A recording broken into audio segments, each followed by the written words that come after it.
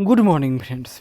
आज हम लोग क्या देखेंगे तो हर्षवर्धन के बाद और भारत में जो मुसलमानों का यानी कि गुलाम वंश का जो स्थापना होगा उससे पहले के जो तमाम घटनाएं घटित हुई थी भारत में उसके बारे में जो महत्वपूर्ण क्वेश्चन जो बार बार आते हैं वह 90 क्वेश्चन का सेट है। तो देखते हैं।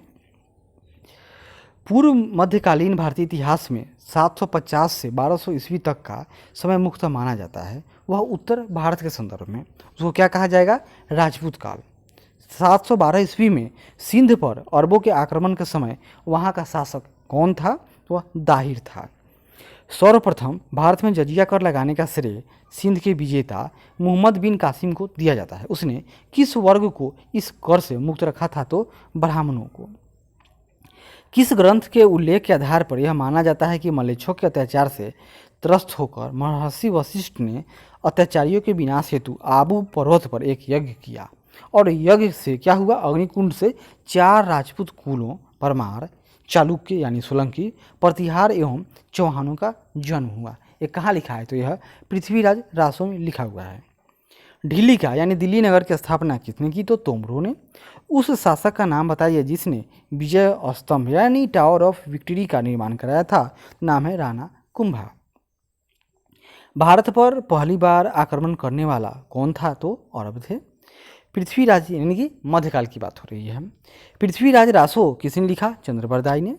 वर्ष 1100 ईस्वी में निर्मित मंदिर जो भुवनेश्वर के अन्य मंदिरों पर प्रधानता रखता है, यानी उसका नाम क्या है? तो भुवनेश्वर का लिंगराज मंदिर। दिलवारा मंदिर कहाँ स्थित है? तो आबू पर्वत पर यानी माउंट आबू। खजुराहो स्थित मंदिरों का निर्माण किसने किया था? तो चंदेल राजपूतों ने। विजय स्तंभ कहाँ स्थित है? तो चित्तौड़गढ़ में। लिंगराज मंदिर की नींव डाली थी किसने? तो ययाति केसरी ने। सोमनाथ के मंदिर पर 1225 ईस्वी में महमूद गजनवी के आक्रमण के समय गुजरात का शासक कौन था? नाम है भीमदेव फर्स्ट। हिंदू विधि पर एक पुस्तक मिताक्षरा किसने लिखा? तो नाम है इनका विज्ञानेश्वर। ब्लैक पगोडा कहाँ है? तो वह है कोणार्क के मंदिर को, कोणार्क के सूर्य मंदिर को ब्लैक पगोडा कहा जाता है। राजस्थान के इतिहास का प्रणेता किसे कहा जाता है? तो कर्नल टाड। हरिकेली नाटक का रचयिता है तो वह है चौहान शासक विग्रहराज फोर यानी बिसल देव इनको कहिए। किस नाटक के कुछ अंश 2.5 दिन की झोपड़ी मस्जिद की दीवारों पर अंकित है? तो हरिकेली नाटक के कुछ अंश है। रानी पद्मिनी का नाम अलाउद्दीन खिलजी की चित्तौड़ विजय से जोड़ा था। तो उसके पति का नाम राणा रतन सिंह। विक्रमशिला शिक्षा केंद्र के संस्थापक का नाम धर्मपाल। ये गोपाल यानी पाल वंश से संबंधित है। किस मंदिर परिसर में एक भारी भरकम नंदी की मूर्ति है जिसे भारत की विशालतम नंदी मूर्ति माना गया है? तो यह है कंदरिया महादेव मंदिर। किसे एक नए संवत चलाने का यश प्राप्त है? तो ये सेन वंश के लक्ष्मण सेन थे। गीत गोविंद के रचनाकार जयदेव किसकी सभा को अलंकृत करते थे? तो वे लक्ष्मण सेन की सभा को। किसने सोमपुर महाविहार का निर्माण कराया था? तो धर्मपाल ने। भुवनेश्वर तथा पुरी के मंदिर की शैली से निर्मित है? तो नागर शैली के हैं। भारत में प्रथम आक्रमणकारी था कौन? मुस्लिम। तो वह मोहम्मद बिन कासिम जो सफल हुआ। जगन्नाथ मंदिर किस राज्य में है? तो उड़ीसा में है। पुरी में स्थित कोणार्क के विशाल सूर्य मंदिर के निर्माता थे नरसिंह फर्स्ट। अजयपाल संस्थापक थे तो अजमेर के। कौन कविराज के नाम से विख्यात था? तो भोज परमार। सम्रांगन सूत्रधार का विषय है स्थापत्य शास्त्र। उसकी मृत्यु में से धारा नगरी, विद्या और विद्वान तीनों ही निराश्रित हो गए। अधधारा, निराधारा, निरालवा सरस्वती यानी पंडिता खंडिता सर्वे भोजराजे दिवंगते। यह उक्ति किस शासक के संदर्भ में है? तो यह भोज परमार से संबंधित है।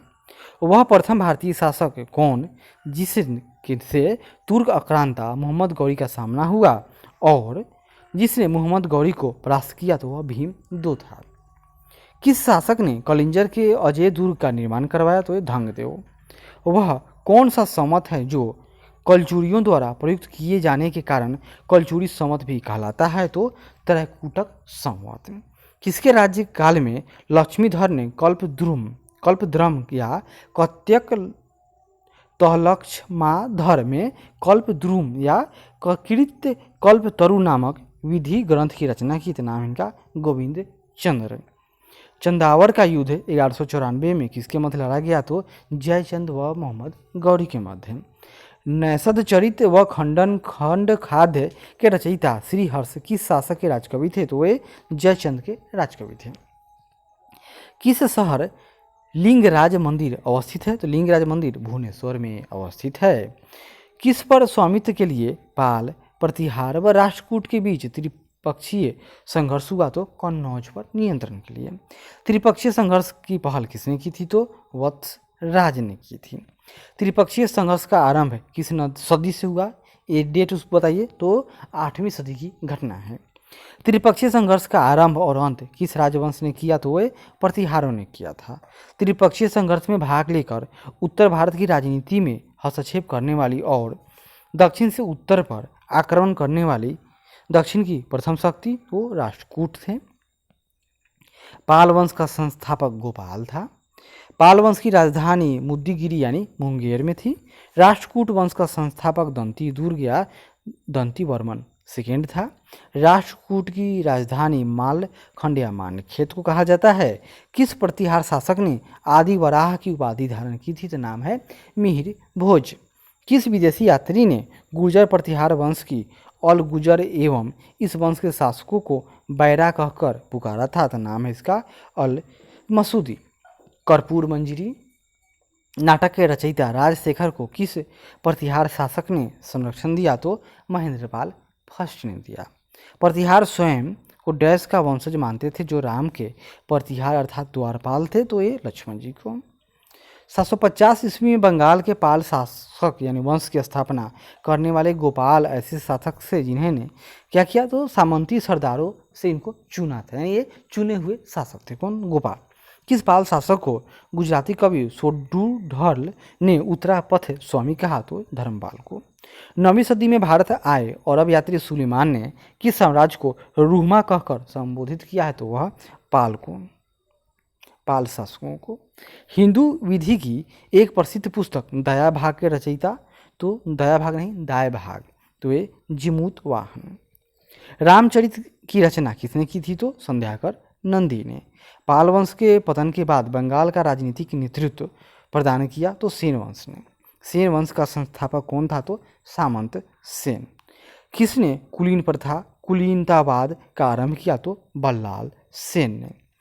किसने स्मृति ग्रंथ दान सागर एवं ज्योतिष ग्रंथ अद्भुत सागर की रचना की, तो बल्लाल सेन ने। कश्मीर पर लगभग 50 वर्षों तक शासन करने वाली रानी दिद्धा मूल रूप से किस वंश की राजकुमारी थी, तो वह लोहार वंश की राजकुमारी थी।